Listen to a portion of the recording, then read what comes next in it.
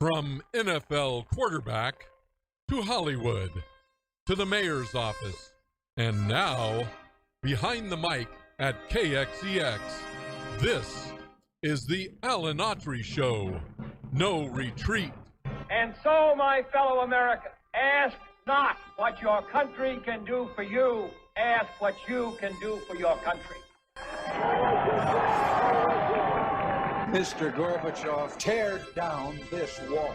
What the hell's going on out here? Everybody clapping out there. Nobody. That the only thing we have to fear is fear itself. Today, I consider myself the luckiest man on the face of the earth. I'm not fearing any man. Mine eyes have seen the glory of the coming of the Lord. So, 5 seconds left in the game. Do you believe in miracles? Yes! Unbelievable. Free at last! Free at last! Thanks almighty!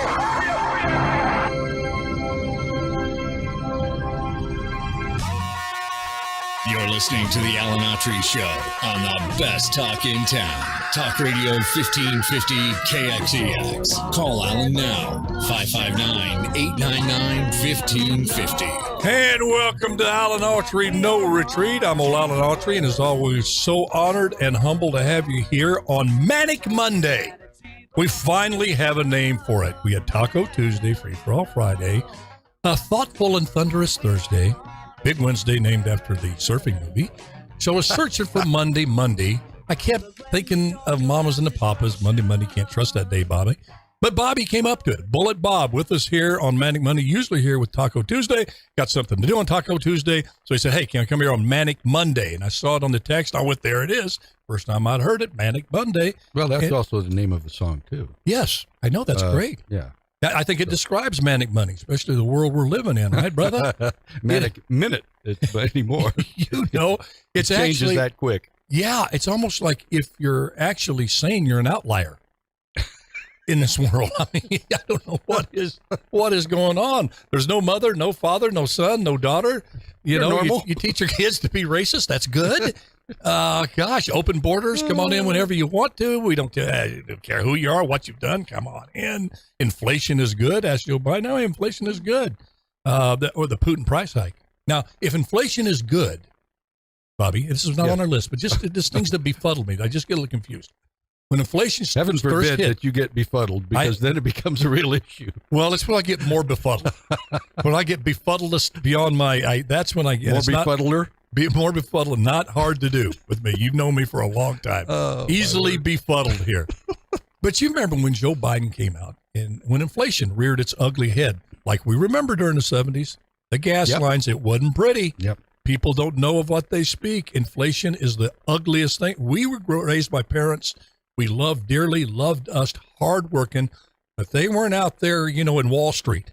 They were in Little Riverdale, plowing the fields, going there. Pete was out there making sure the Memorial Hall was doing good. Yep. Mom was out in the fields. Audrey was working her rear off. And when that inflation, that bread started going up, and the bacon and the gas and all that stuff, it hurt families like that. It was tough. It was very tough. So when Biden says early on, because they're reaching for straws, before the Putin price hike, they came up with that one in their little meeting, the brilliant, the genius that came up with that and sold it to the people.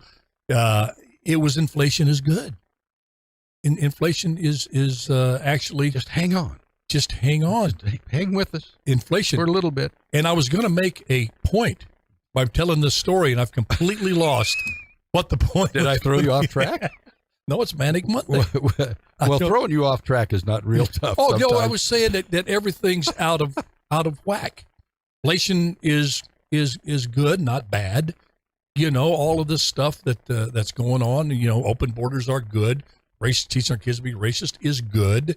Defunding the police to make sure you have really, really dangerous neighborhoods is good. Mm-hmm. That you want to pack the court and make it totally political is good. Not a third co-equal branch of government. That stuff is good now. And so, yeah, I wake up. It sounds like a Seinfeld episode. You know what? Up is down and blue is green and red is orange. And, I love that episode. You know, it was a great episode. Remember that? Was that the same episode? He said, if you want to come to the right decision, do opposite of what you think is the right thing. If you think the store is up to the corner, tuna turn goes left, downstream. you go and turn right. You know, if you think the person's going to say yes on the date, you say, no, I'm going to get turned down. That was a funny episode. Speaking of funny episodes, and I know I'm going to get in trouble for this because this kind of funny episode involves a murderer. Right off the bat. And I laugh. Am I really prepping you now? You ready to just grab your belly and belly laugh here on this thing? But I can't help it, Bobby. We were back in my office there. We were talking about it. And I'm sorry, aspects of this story just tickles me. I know I'm going to get in trouble for it. Probably God's not approving of it. I don't know. I hope it has a peaceful ending. What but have you followed? That? Well, have you followed? Thanks for asking. Thanks for getting me off that ramble. I'm just trying to lead you on. Heard? I'm leading you up. Great straight man. Okay, Del, but thank you from the bottom of my heart. Have you heard about this incident in Alabama where the female deputy sheriff, 56 years old, has apparently helped a inmate, 37-year-old inmate, Casey White is his name. Her name is Vicky White, no relation, and apparently helped this fella escape, and they're on the run. So I followed that a little bit. Yeah, and day one, you're expecting, okay, they're probably going to get caught pretty quick because, we're in Big Brother state. Everywhere is a camera. You go inside a grocery store, there's the camera. You're going to be seen. Well, I watched that when she escorted him out of the jail. Did you notice he was 6'9"? He was a big guy. Yeah. Just a little. Okay. So there's where the humor comes in.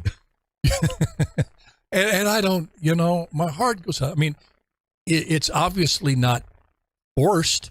He was in shackles. She had the gun. So it wasn't like she was taking him someplace and he got the drop on her. It looks like a case of love spawning in a lockdown. What are you laughing? Well, it's a prison situation. I don't know where they had the time to nurture this relationship. Spawning kind of got me. Yeah, I'm that's not sure true. where that wrong words is the first thing that came to me. But they're in lockdown, so they've obviously had conversations. And apparently this is not totally unusual. There's been, instances absolutely. of this happen, fall in love, Sure. People all the time. But to end up with something as drastic as helping this guy, and I don't know, he's charged and convicted with murder. So I don't know what the particulars are on that. But my point, I'm just kind of astounded that they're still on the loose. We're looking up here at the monitors, apparently, because it's become national news. It's gone viral, as they say.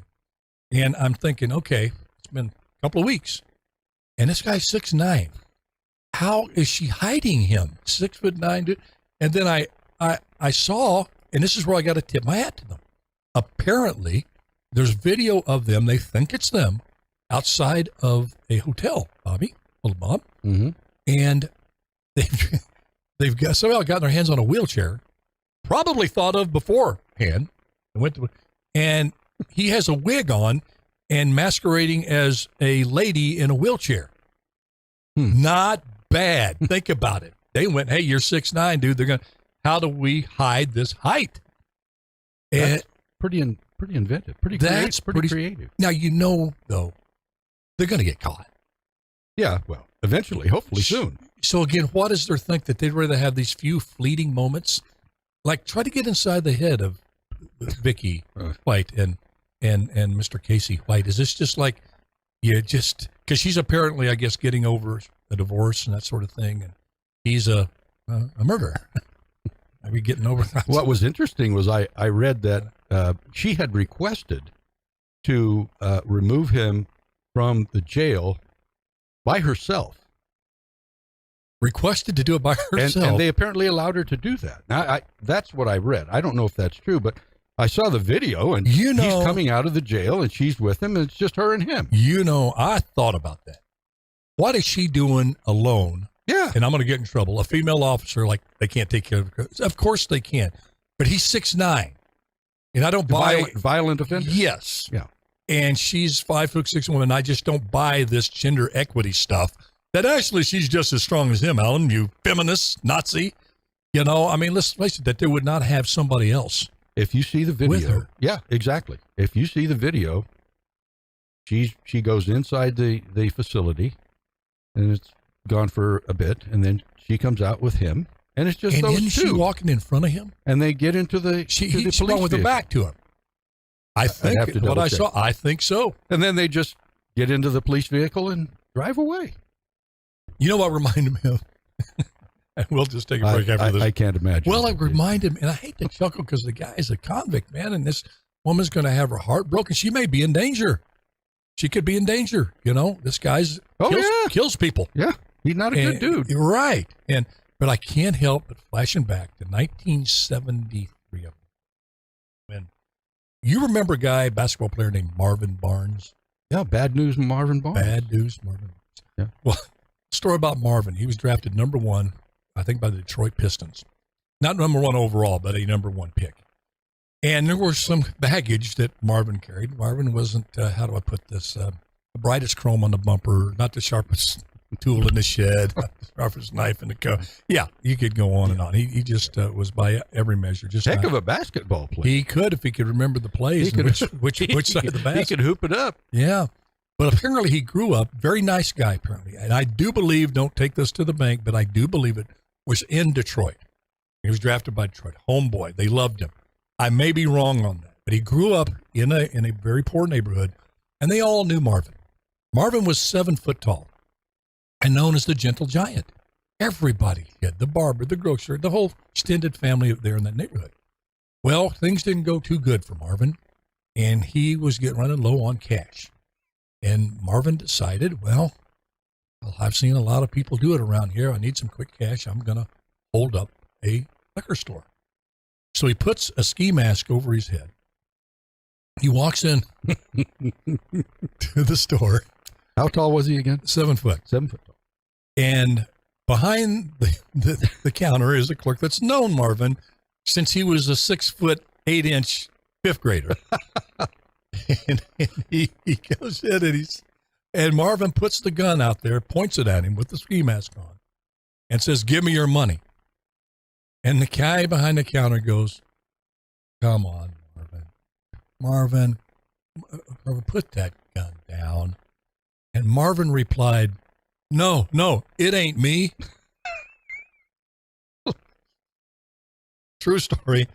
They waited there. The cops came. Marvin was taken away. But from what I understand, Marvin did not pursue a life of crime. Because that would have been in the news. I think that instance straightened him out. I'm going to have to look that up. Yeah, what happened to Marvin Barnes? That instance is true.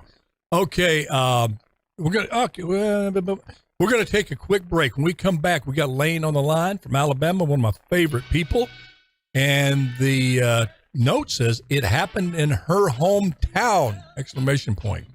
Well, we're going to hear from Lane what happened in her hometown. This is Alan Autry, No Retreat with Bullet Bob. We'll be right back.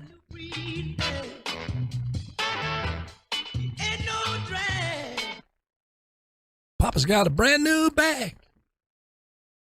Oh, the my. Godfather of Soul. James Brown. Was that his nickname, or was it somebody else? No, that was him. That was him. The one and only. Well, there was a lot of very great African-American singers back in our Flames day. Was his group. Yeah, there was. Well, I'm saying that he was one of many really good Otis Redding, Sam Cooke. Yeah. Oh, Sam Cooke. I mean, you just roll them off. What a golden era for music. One of the great voices and one of my favorite groups was the Four Tops. Oh. Levi Stubbs, who was their lead singer, was absolutely the bomb. That guy was a great singer. Great singer. And what uplifting music for the soul. It just made you feel good. And now, even when Otis Redding out by the sea, a song about nothing, but it was just hits you to your soul. In those days, that's exactly what it did. Now, that's why they call it soul music. It's nostalgia for us. So that every time I hear, I have my radio on 60s, and every time I hear a song, for the most part, I think back to when I first heard that song or what I was doing all the time. My memory's not that good anymore, but Well, Bobby, Bullet Bob, you were the one that turned me on to Kino. Okay, I tell you, back in the day, KYNO. You plugging another station in town now? What are we doing? Well, he doesn't mind. Guillermo doesn't mind. Oh, okay. We're different here. We're different here in KXEX. We're the best talk in town. They play the oldies. You can go to both. Go back and forth. Yeah, absolutely. But they were selling more ad time than TV. They were the biggest thing in town. Those DJs and that station was dominant, folks, back in the mid all the way through, you think, to the late 60s, early 70s? From the mid 60s to the mid 70s when quote Boss Radio, actually Kino was the flagship station for Drake Chenault Programming, and Drake Chenault Programming was the group that came up with the Boss Radio tag, and after tags ever. They wanted to see if it was going to work in Fresno.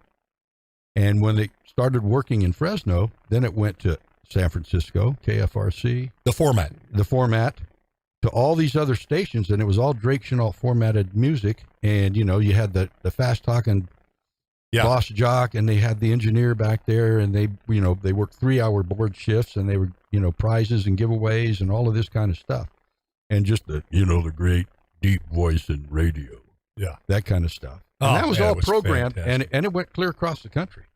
It was at many, many different stations, and very successful. Made a lot of money. I don't know any teenager during that time that didn't have that transistor 6 radio up to the ear. Yeah, I did. And then when we had remember the earplugs came out, and that was like the huge invention. Yeah, I did. Oh man, I went through a lot of batteries. Are we just two old dudes sitting around misreading about them? Yeah, we are. Aren't we? Are. Yeah, too old guys that we swore we'd never be. 10 seconds. Here we are. Yeah, two old dudes talking about the old days. I swore I'd never be that. Sound like our parents, right? God help us. Sound like our parents. We do. You're listening to the Alan Autry Show on the best talk in town. Talk Radio 1550 KXEX. Call Alan now. 559-899-1550. Oh, crank that up a little bit, Jeremy. Come on now. Give me a little volume on that. Mr. Big Stuff. Jeremy's taking us back now. Who's that, Bobby? Who's singing it? I can't remember. You know them all. You know them all. He should have let me know beforehand. I'd sound Mr. better. Big Stuff. I sound smarter. Let's go on to you, Putin. Who do you think you are, dude? All right. Welcome back to Alan Autry No Retreat. Okay, we promised to go to Lane. And Lane, how you doing? All the way from Alabama. Put on those eggs and hammy, mammy. How are you today? Oh, getting us all in trouble. How you doing? Hey, that's the best way to be. Hey, you can't say mammy anymore. It's a big no-no. You're in trouble. Eggs and hammy. That's us Three Stooges. Hey, do you know that, Lane? Oh, mammy. Yes. It's your old boy from Alabama. Yes. Put on those eggs and hammy, mammy. Uh-huh. Yeah. Okay, go ahead. I You got some news on us. Did you have a similar incident happen of love in the joint? Happened here. What's that? Where the guard. Oh, that's right. You're there. Yes. Give us a scuttlebutt. What are they all saying in Alabama's going on? What are they saying? Okay. All right. There is when the inmates at the Lauderdale County lockup know more about what's going on than the guards do. Oh, something's yeah, wrong. I'm loving it. This is getting juicy. Come on now. Give us some juicy stuff. There is something going on between them. Okay. She put in for her retirement. Okay. With a 2-week notice. Okay. And the day before she would have gotten her retirement is when she helped him escape. So she blew her retirement. Okay. That's true love.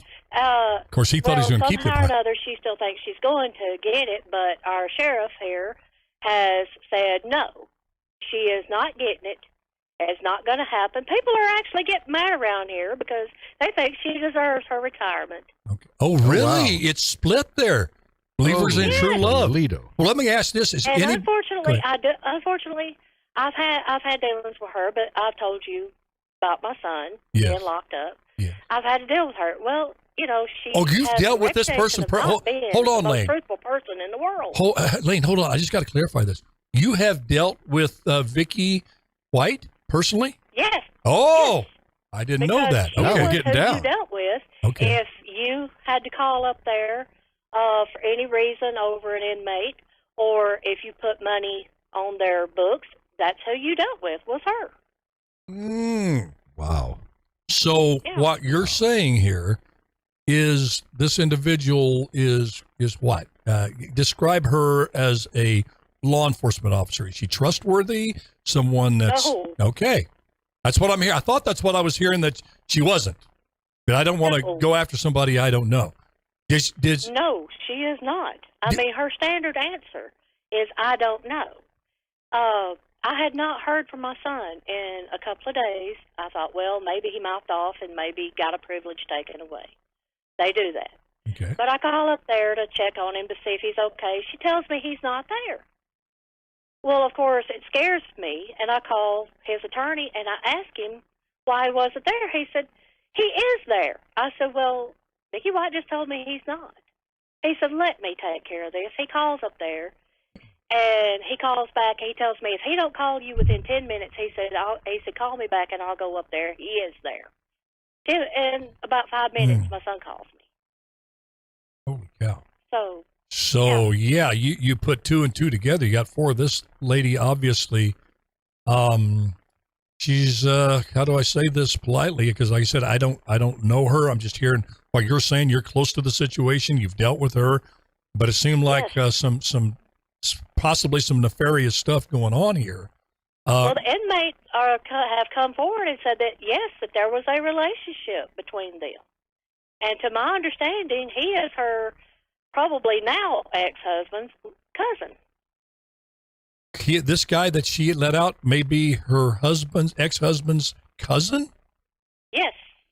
Man, this gets... what a tangled web we weave here on KXES 1550, and you've heard it first. But that's another topic. You know how much Fox News, CNN would love to have you on there, and we have you part of Autry's army. Oh, yes, they would. Oh, Lane. Lane. I know the industry. I know the people. They'd be tripping over each other. They'd be like starving dogs in a meat house trying to get to you. Wow. And you come on this, giving us these insights on this, which is so interesting. You know what? I find humor in it, and I probably shouldn't. You know, this guy's 6'9", this and that. I get all that, and I'm sorry if people. I understand if you're upset with me. It's just, and I get it, but because the thing is though. Have you seen a picture of him? Yeah, I have. So, I mean, I'm thinking, why? Do you know my wife looks at me every day and says the same thing?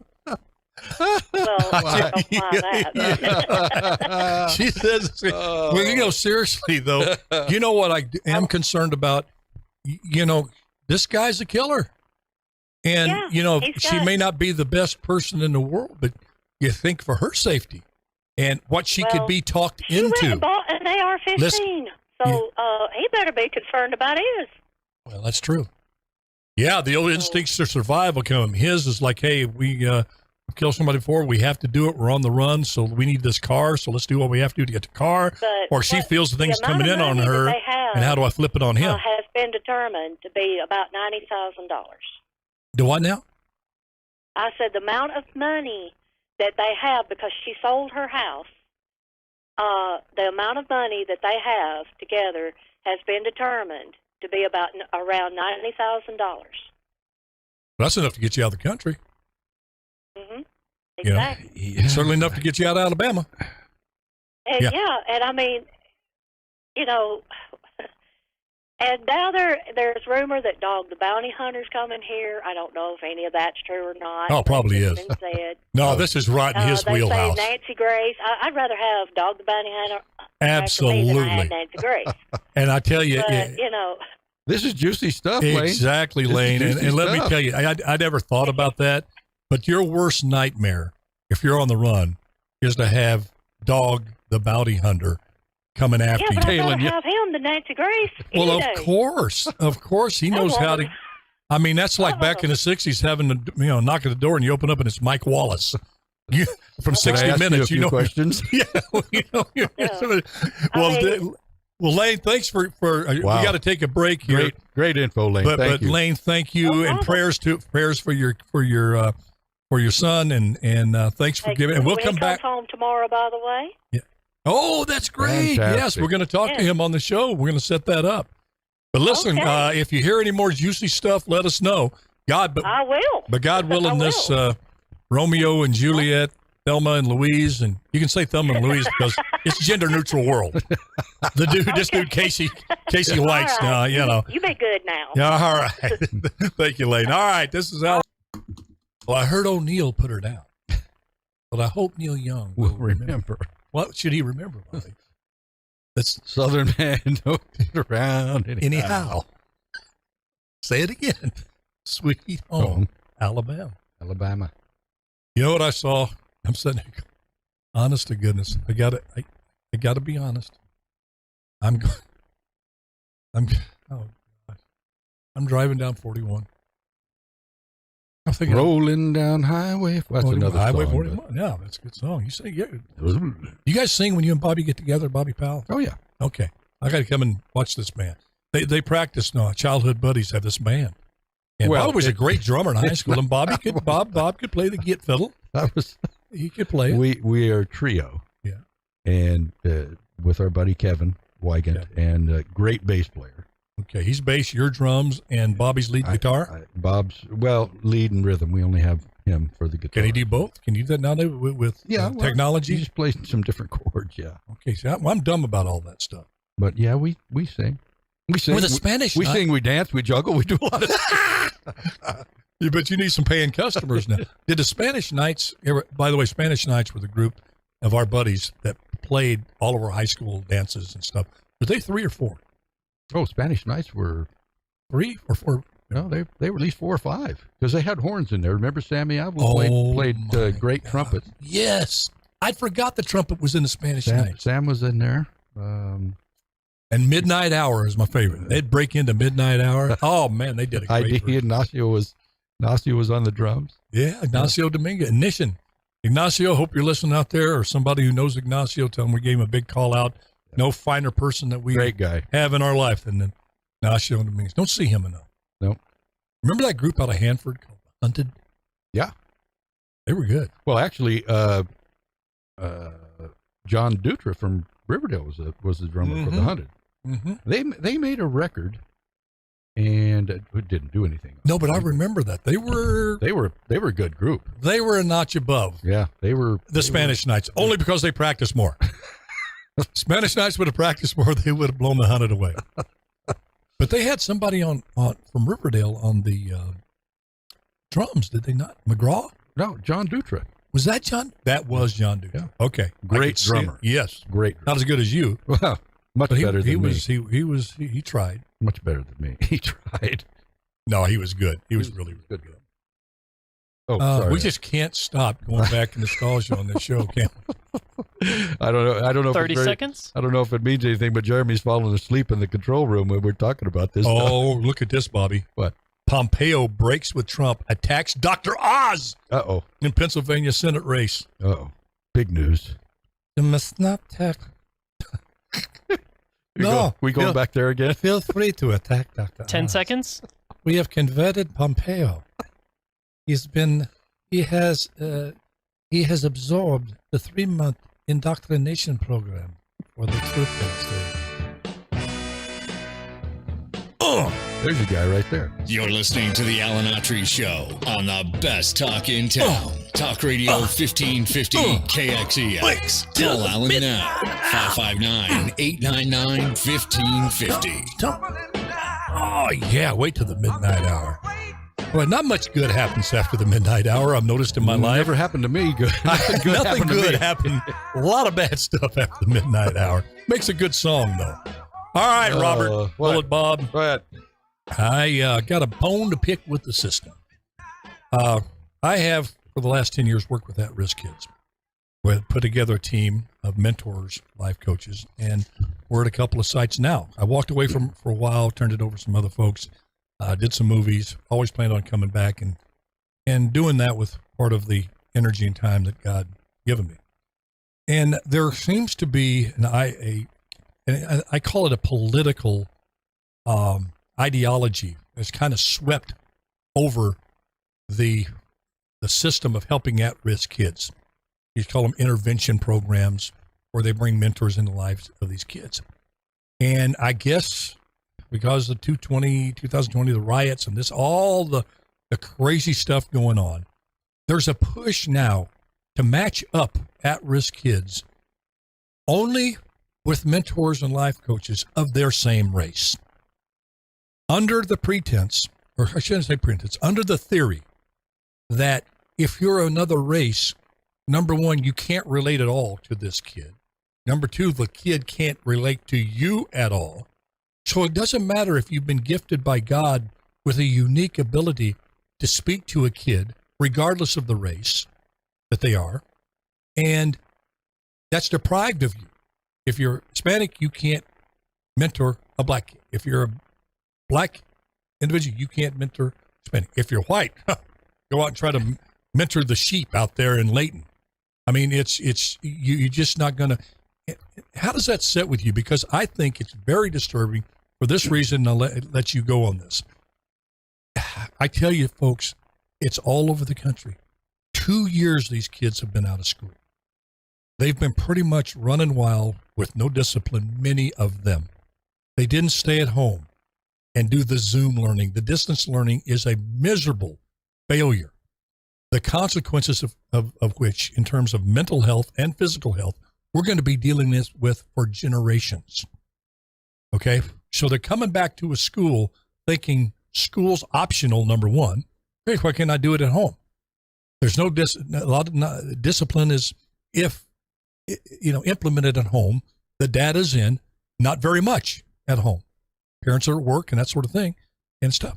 So my point is, what a dangerous, ill thought out, horrible, racist ideology that's being implemented. What's your thoughts? Well, it's funny when you brought this topic up. I actually did some research on this, and the two studies that I looked at, one was from East Tennessee State University. That's been a number of years ago, and they said in that study, it was a very small section of students. I think there was only less than 100. They said that there was more success when the mentor closely matched the social class, gender, and race of the mentee. In that order? Well, that's just the way they had it listed on this particular study. The other question that I have for you, because I really don't know that much about your program. They were making a distinction, they being these two different studies, between academic mentoring and life mentoring. And I don't know if that would make, does that make a big difference? Do you include both of those aspects within your program? Yes. Yeah. Both. We just, yeah. Because you'd have to include the life mentoring. Absolutely. To make it even remotely successful. And right? we go deep into kids' life, in their home, in their neighborhood, what influences exactly they're dealing with. And to get back to your original question, these studies come up with a lot of different information, right. And, we glean from this and we glean from that. Well, you know what they say about data. You squeeze it hard enough, you can make it say anything you want to. But I guess my real question is, maybe this is not even an answer. Your question is, what is successful? Bingo. What makes it successful? Is it the color of the individual who's doing the mentoring to the mentee? Or is it just the individual's inner drive, everything that has to do with being a good mentor for this person? I can understand that having the same life experiences and being able to explain that to a mentee would have some advantages. I really believe that. But again, I guess I come back to, and I'll tell you, Larry would be a great guy to bring this up. Yeah. He would know, but I guess I come back to, okay, what's the success rate? If you're having success with one particular, with a white guy mentoring the minority students, then, or vice versa, or the other way, why would you automatically exclude exactly I don't know, based on race? Yeah, I just use this as an example. You remember back in the day in grammar school, and even prior to that, Hollis Johnson. Oh yeah, Hollis was a strapping 6'4" black man. And he played great softball player. But I also got the privilege of working with Hollis when I was 16 years old, 15 years old, out at Maddox Ranch. And I helped feed cows. Hollis was the boss there of the cows there, feeding the cows and making sure the hay was stacked. He used to throw around those bales like they were nothing. Big guy. And just wonderful, wonderful man. And I was going through some stuff from my time, a lot of stuff. And you work with him, and he imparted such wisdom to me on a very difficult time in my life about what I was going through. And he gave me such good advice about perseverance and forgiveness, hard work. He didn't know anything about growing up a poor bayou boy. I didn't know anything about growing up a young black guy in his world, but he knew what honor meant. He knew how powerful honesty meant. He knew what it meant to be a man that you keep your word. Important that. He knew about forgiveness, the power of forgiveness. He knew about all those things that you need in life, and he imparted those to me. And I think about Hollis Johnson was one of my biggest mentors in life, a black man, an old black man. And another one was Vic Cisneros, who was like a second dad. My dad was out. Vic Cisneros had basically adopted third son. Vic Cisneros filled me with so much wisdom about life. Same sort of things. They were men of integrity. They were men that held you accountable. They were men that was tough on you when they had to be and tender when they should be. They talked about being respectful to your parents. All these stuff from a Mexican man. So two of my most powerful mentors were an African-American man and a Mexican man on a little white Southern guy growing up.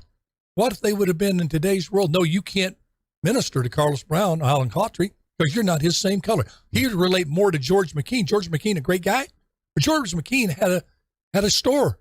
They had things in life. We didn't have much. Hollis and Vic didn't either, but they had hard work. They worked hard for it. It wouldn't have done me to sit down with the white guy. I couldn't relate to him. That's why I've always said I have more in common with a poor black man than a rich white man.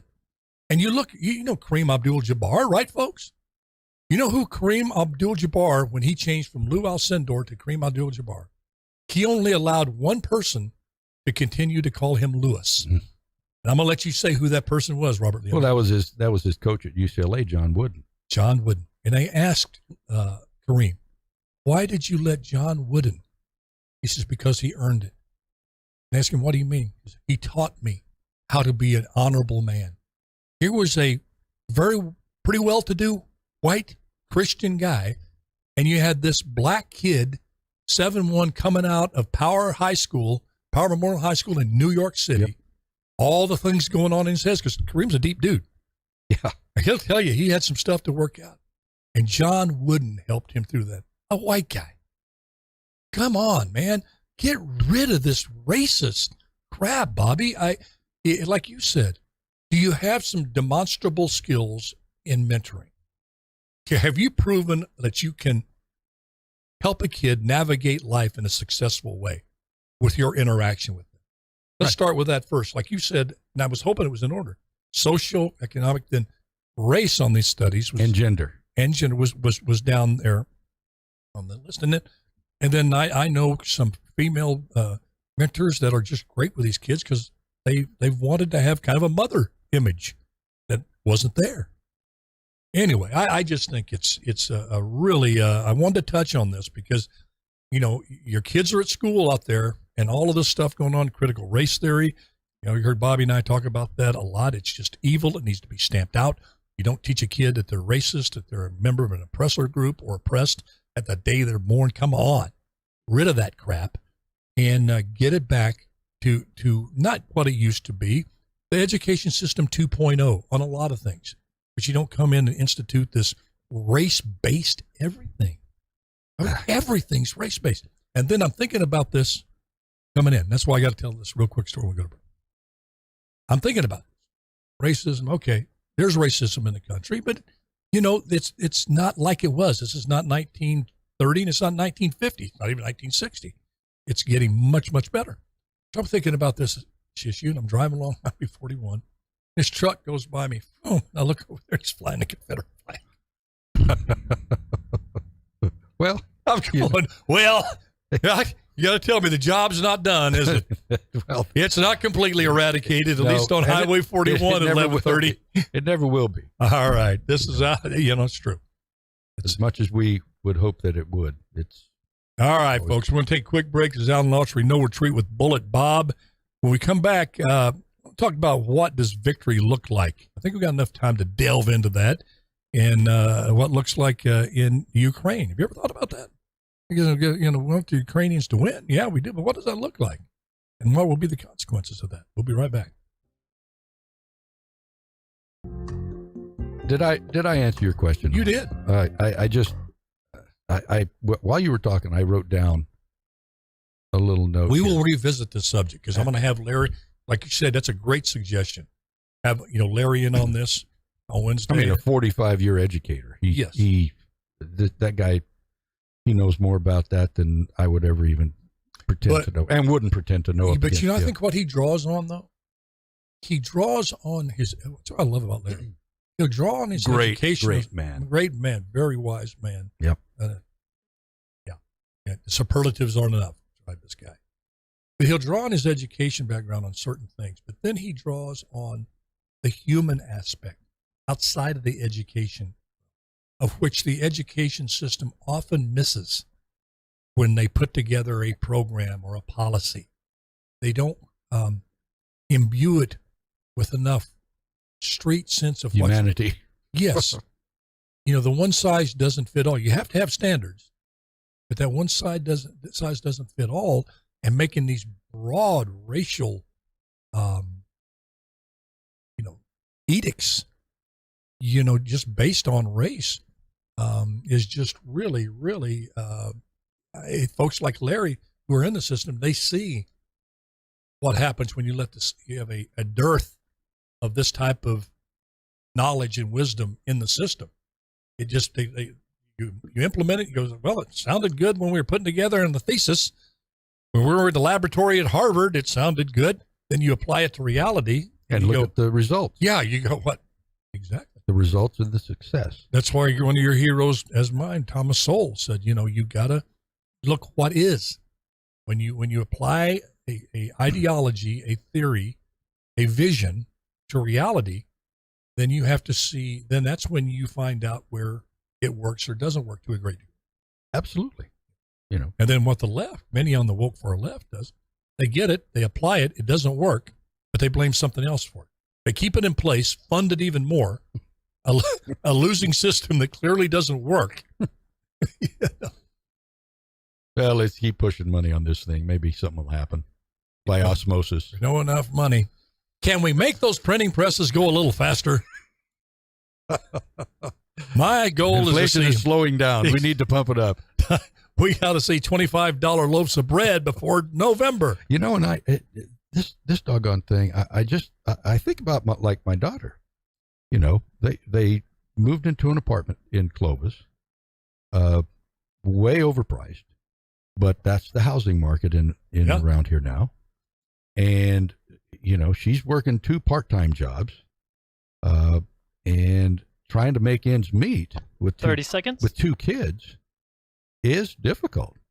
And her boyfriend's working too, but it's tough when you don't have the ability to maybe look at not everybody's going to be a scientist and a teacher and a doctor and a lawyer. 10 seconds. It just makes it tough for those folks to be able to make ends meet. And inflation is a fast horse. It's hard to outrun it.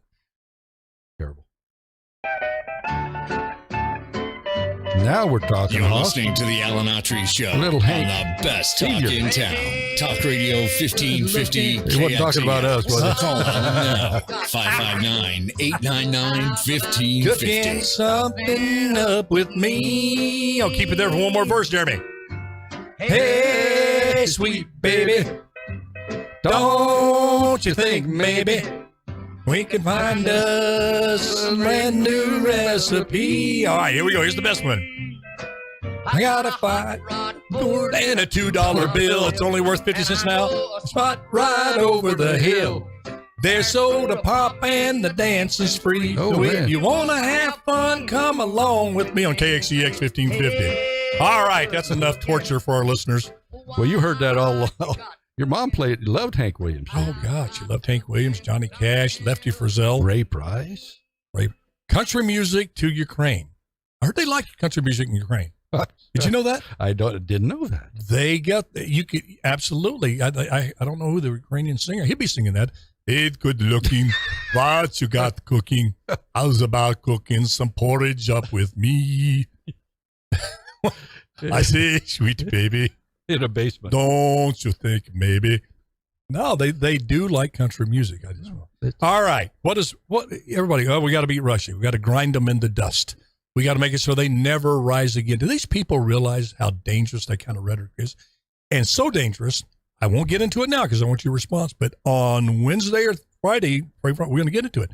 The Washington Post, old liberal Washington Post, has come out supporting us, supporting Autry here. Autry's Army and Bobby Bullet Bob, saying this type of rhetoric coming out of Biden and this administration and Lloyd Austin, this basically left, we're going to pound you, talking like Hulk Hogan at WWF. We're going to break you down into pieces, Putin. When we get you, I'm going to jump off the top turnbuckle, land on your neck, so you'll never be able to wrestle again. That's what we're going to do to you, Putin.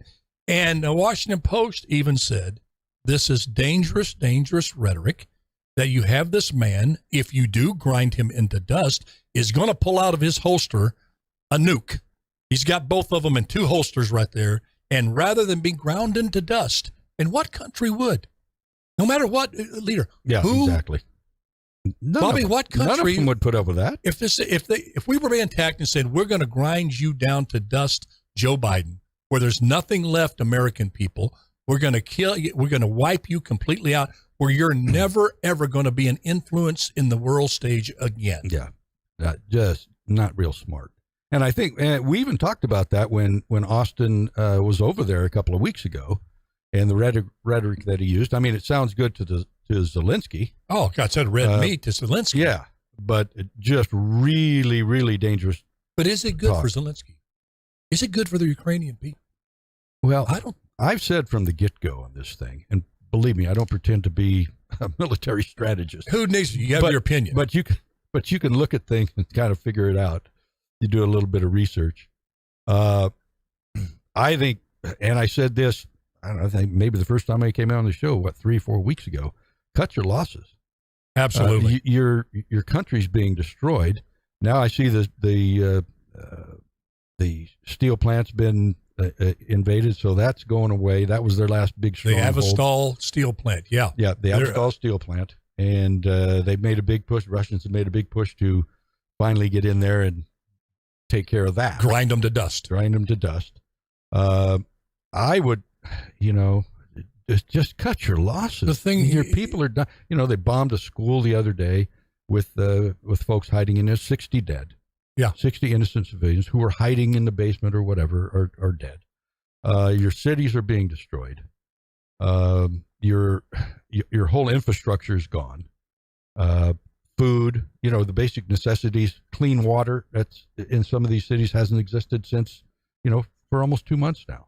You just need to cut your losses, accept what you have, maintain the rest of your country as much as you can, and move on and look for a better day. That may be a simplistic No, I agree answer, with you. No, Bob, Bullet. I mean, how much more can you take? And please, folks listening out there, don't call us Putin talking heads. This is just common sense. We're the best friend, I feel, the Ukrainian Zelensky has right now. The voices that are calling for this, because you are not. Ukraine and the allies are not constructed. This is going to be tough medicine for y'all, but it's true. Just look at history. Are not constructed to live to win a long, protracted, grind to dust war. Russia is more equipped to do that. They're willing to suffer more and stay in there more. Look at what's happened, Bobby, already. The abortion issue has already wiped it off the front of the number one thing, the Ukraine war. The left has gone nuts. Nancy Pelosi this is an abomination to women. Ms. Pelosi, how about Ukraine? Oh, yeah, we'll get that in a little bit. These Supreme Court justices, we need to pack the court. Look how easily we're distracted in that issue that was everything. We got your back, Vladimir. We got your back here. We're here for the long haul. And then you have Jill Biden going over there for Mother's Day. Nice gesture. Yeah, I saw that. Nice gesture. I'm not putting her down for that. But it's like Zelensky going, we need planes, not a Mother's Day card. Remember when he said, send that $33 billion quick, would you please? Yeah, he's got to be going, are you freaking kidding me? Was the message to be, hey, look, Jill thinks so much about the Ukrainians. She's walking into the line of fire. How brave a woman is she? How's that going to feed the bulldog? Yeah. How's that going to win a brutal war? How's that going to help the ones holed up in Mariupol in that steel factory? Well, it didn't. It doesn't. But nobody is saying this. And if you say it like we do on the show, that's one advantage of being a little older. When we're closer to the grave than the day we were born, that the truth means something, whether it's popular or not. Yeah, and I think a lot of times we look at it, sound like my dad. My dad was not a philosopher by any means, but you could be a lot worse people to emulate than Pete Leone. He was a great man. He says, you just have to look and see what's going on around you. Common sense and $6 buy you a pack of cigarettes. Right. Let's face it, the best. But you just look at the situation and you have to say, come on. Yeah. When does it stop? Because how many people more have to die? How many more people have to die before you get to the negotiation? Putin's not going to stop. No, he's not going to stop. But if there's a real big push to go, okay, let's get to the table. Zelensky said it tomorrow. The United States backed him up. All of Western Europe backed him up. We were ready to talk now. And this is where our main focus is going to be. I think, Putin, I think, has already gotten close to what he wanted. Donbass region, firm up Crimea, take over Mariupol. He's got access to the Black Sea now, all the ports. He's got the good stuff. Yep. He's got the goodies there. He's not going to ever give them up.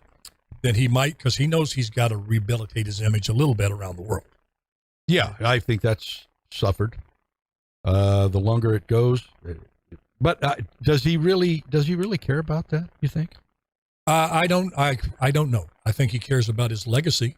I think, but his legacy is different than anything we've seen here in America.